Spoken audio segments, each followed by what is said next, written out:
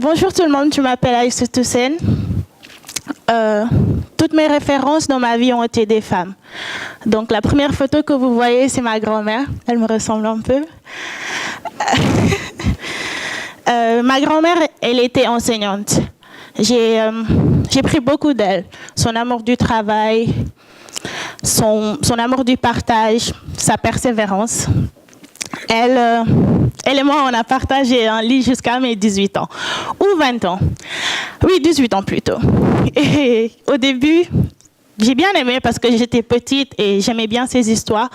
Pendant l'adolescence, ça me dérangeait parce que j'avais un petit téléphone et je voulais envoyer des messages à mes petits copains, mais elle ne me laissait pas faire.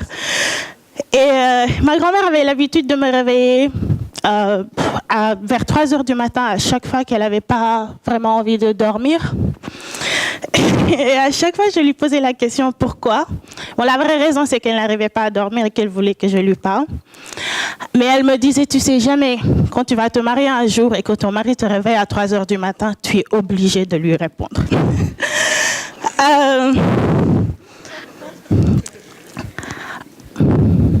Ma mère. Bon, mon frère est dans la salle, donc je ne vais pas dire beaucoup trop de choses sur ma mère. Ma mère et moi, nous avons toujours eu une relation assez unique, assez particulière. Et je pense que c'est dû au fait que je suis sa seule fille, avec 2 autres garçons. Elle a toujours voulu qu'on réussisse dans la vie. Je vais dire, elle a toujours voulu que ces garçons réussissent dans la vie. Moi, j'étais destinée à me marier à un homme riche. Et tout allait se régler dans ma vie. Je ne sais pas si elle va être contente que j'ai dit ça, mais bon. Donc ma mère, et ce qui m'a toujours fascinée, parce que elle croit toujours que mon bonheur va venir d'un homme. Donc entre ma grand-mère qui voulait que je me marie, mais qui voulait aussi que je fasse des grandes études, et ma mère qui voulait que je trouve un homme riche pour régler mes problèmes, fallait que je me trouve. Fallait que je trouve où est-ce que je voulais aller, fallait que je trouve qu'est-ce que je voulais faire de ma vie. Ma mère a toujours dit que je pouvais aller vivre seule après mon bac. Tu réussis ton bac, tu sors de la maison. Fais ce que tu veux. Tu peux même aller vivre avec ton copain, mais tout ce que tu veux. Je pense qu'elle a toujours utilisé ça comme excuse pour que je n'ai pas de petits copains, pour que je ne lui demande pas de sortir, pour tout ça. Donc, j'ai eu mon bac. Et voilà, je suis partie de la maison. Et donc, ça a été... Et là, j'ai commencé à aller à l'université et j'ai eu un petit travail dans un centre d'appel de la place où il fallait que, parce que je voulais avoir une indépendance financière, pour ne plus être un poids pour ma mère. Mais je ne pense pas que ça la dérangeait tout ce qu'elle faisait pour moi, mais moi, j'avais envie de cette indépendance. C'est quelque chose que j'ai toujours voulu depuis que je suis petite. Et ensuite, je suis rentrée dans le monde du travail assez jeune. Après mon premier travail dans un centre d'appel, j'ai rencontré une amie là-bas qui allait postuler pour un autre travail qui m'a dit « Tu ne veux pas venir postuler avec moi? Si on est prises toutes les deux, ce sera trop génial. » Ce que je ne savais pas, c'est que elle a fait ça parce qu'elle était déjà prise. Elle était déjà la responsable, mais elle savait qu'elle allait partir dans 6 mois et elle voulait que je sois la personne qui allait la remplacer. Donc j'avais un travail dans la place, un travail qui payait bien et j'avais tout. Mais c'était un monde que je ne connaissais pas. Il fallait que je dise oui quand j'avais envie de dire non. Il fallait que j'accepte les remarques machistes, sexistes des hommes qui travaillaient dans l'entreprise. Il fallait que je m'adapte à un environnement que je ne connaissais pas du tout. Donc, cette expérience m'a permis surtout de me connaître en tant que personne et en tant que femme. Elle m'a permis de savoir les choses que je voulais dans ma vie et les choses que je ne voulais pas. Elle m'a permis de savoir que je n'avais pas envie de travailler pour quelqu'un d'autre, que j'avais envie d'avoir mon entreprise, où j'avais envie de faire quelque chose où je vais me réveiller le matin et faire mon emploi du temps. Donc, je pense que l'idée d'être entrepreneur, à ce moment-là, ne me venait même pas encore en tête parce que je ne connaissais pas le mot. Je n'ai jamais été mis devant ça. Et donc, je parlais beaucoup à mes cousins et à des amis à moi de ce que je voulais faire dans ma vie et tout ça. Et un jour, j'allais au restaurant avec une de mes amies Elle me demande d'arrêter de parler de cette histoire-là parce que ça fait longtemps, mais bon, moi j'y tiens parce que c'est l'histoire qui m'a amenée où je suis aujourd'hui. Elle me pose la question, elle s'appelle Nyanya. Elle me pose la question, elle me dit, mais c'est ton histoire de devenir designer, d'avoir ton entreprise, tu y penses toujours ou pas? Je lui dis, oui, j'y pense, mais tu sais, j'ai pas encore l'argent, je sais pas et tout ça. Elle me dit, combien tu as en poche? Et je lui dis la somme, et là, elle m'amène au marché de Sandaga. Et j'avais 40 000 francs. Je vous dis bien 40 000 francs. Donc là, avec ces 40 000 francs-là, j'ai commencé ce qui m'a amené devant vous aujourd'hui. Donc on a acheté des perles, on a acheté tout ça. Et j'ai commencé à faire des colliers et à les vendre à mon travail. Et ensuite, les gens s'intéressaient beaucoup plus à ce que je portais parce que je fais mes propres vêtements et j'utilise beaucoup le tissu africain. Donc les gens me disaient toujours, oui, mais moi j'aime bien le collier, mais je veux une robe et tout ça. Et j'ai dit, mais bon, pourquoi pas aller voir mon tailleur et faire des designs et commencer peu à peu. Donc on a les designs. Mes cousins m'aident à monter une page Facebook. Et ce qu'il fallait, c'était un nom. Donc j'ai un ami martiniquais que j'aime beaucoup, qui est comme un père pour moi, avec qui je parle et je lui dis, bon, c'est ça l'idée. Donc je veux faire une marque de vêtements avec ça, utiliser le tissu africain. J'ai cherché un nom, je suis sérieuse, donc j'ai cherché un nom là-bas, Zoulou, tout ça, mais j'arrive pas à voir ce mot. Et là, il me dit, Belia. Bon, après, il y a des gens qui s'arrangent pour dire Delia, Bella. C'est facile à dire, c'est Belia. Et là, il me dit Belia. Il me dit Belia. Et il me dit, ça veut dire cri de joie. Et parce que tu es quelqu'un de très joyeuse. Et parce que tu as un beau sourire. Et donc, Belia. Donc, j'aime le mot, j'en parle. Et je demande à un ami. Et je dis beaucoup mes cousins parce qu'il y a eu 2 personnes dans ma vie qui, s'ils n'étaient pas là, je ne serais pas là où je suis aujourd'hui.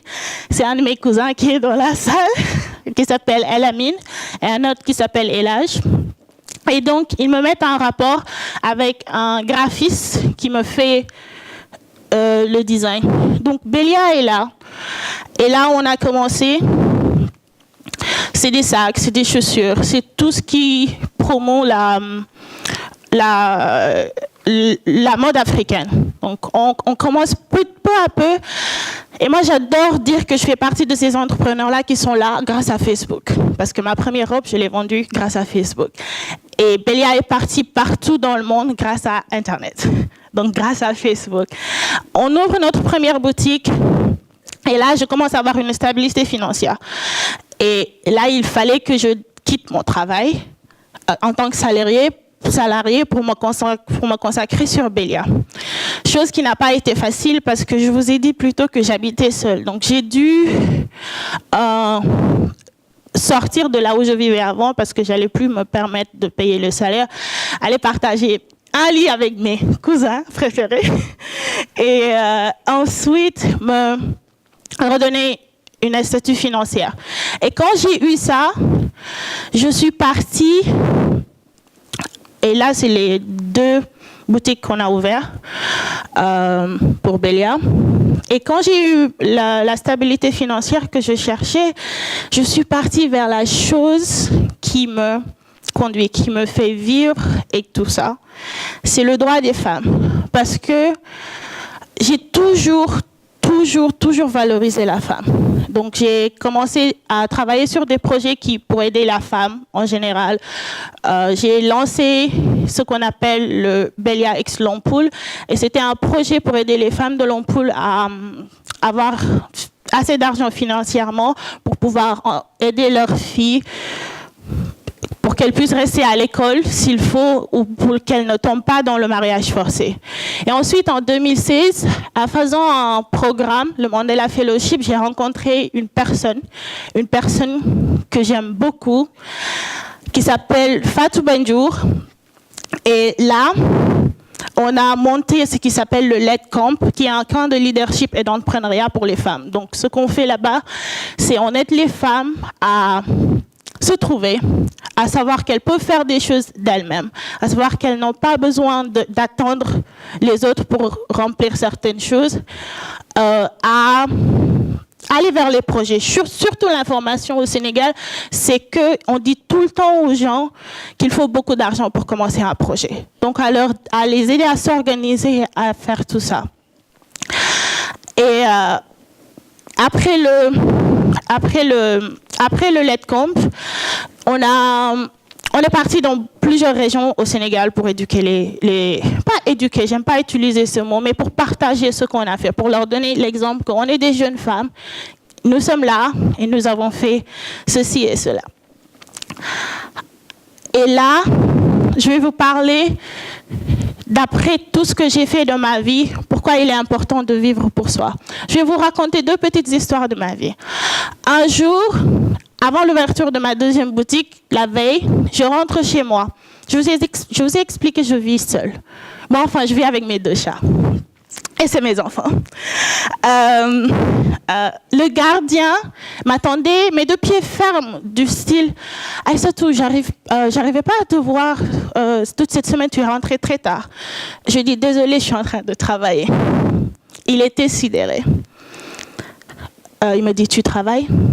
J'ai dit « Ah oui. » Il me dit « Toi, tu es intelligente. » J'ai dit « Si je travaille. » Il me dit « Tu sais, ouais. » J'ai dit je comprends. J'étais outrée et je ne comprenais pas là où il voulait en venir. Et là, il m'a juste interpellée parce qu'il voulait de l'argent pour sa femme qui venait d'accoucher. Et je lui dis « Mais pourquoi est-ce que tu penses que je ne travaille pas? Comment tu penses que je paye mon loyer et tout ça? » Et vous savez ce qu'il pensait? Il pensait que j'étais une prostituée. Je n'ai pas de problème avec ce métier, c'est un choix. Mais c'est moi qui me bats pour sortir de ce cancan de femme dépendante. Me voilà résumé à ça. Et la deuxième petite histoire, c'est que j'étais à New York et j'étais dans un restaurant. J'adore manger. Et j'étais dans un restaurant et dans le resto, j'ai mis une photo de mon plat sur Facebook. Et là, il y a quelqu'un qui m'envoie un message pour me demander « Mais pourquoi tu ne mets jamais la photo de l'homme qui te paye tous ces endroits-là » J'ai dit « Ah bon ?» Je pense que j'ai mis un statut Facebook ensuite pour parler de ça. Et c'est tout ça, tous ces exemples, c'est pour revenir sur le fait qu'en tant que femme, je ne comprends pas pourquoi est-ce qu'on est toujours réduit à ça. On est toujours réduit au fait que notre réussite dépend forcément d'un homme derrière. Toujours, on nous rappelle, ouais, tu as réussi, mais bon, on sait. C'est soit le père, soit le copain, soit le mari.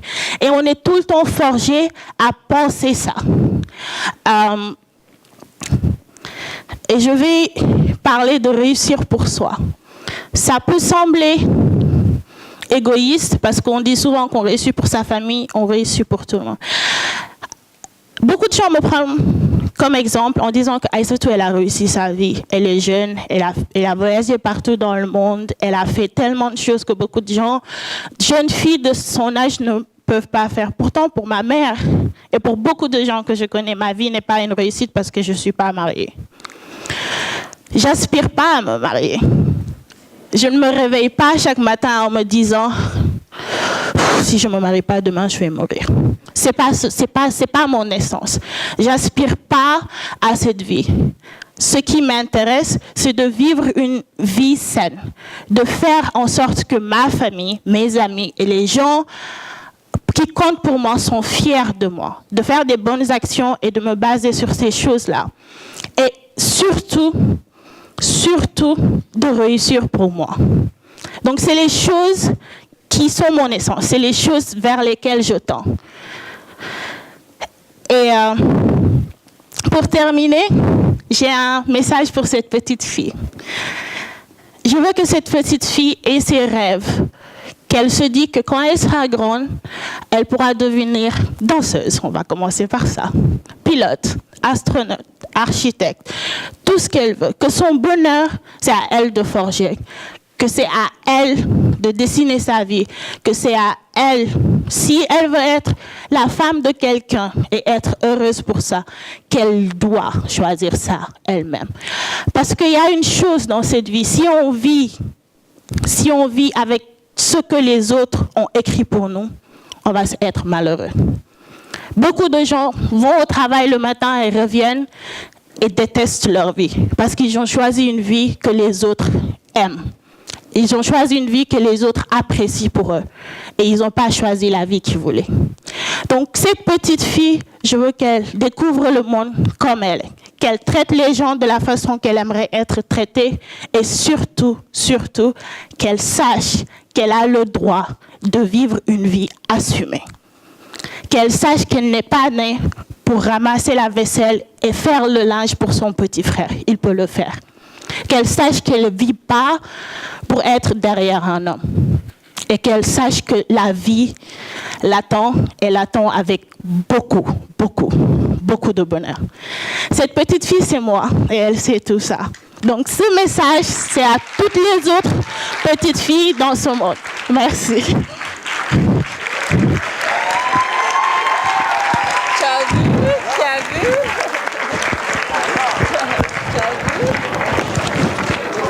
Le train peut passer maintenant. Hein? Après ça, il est difficile de passer.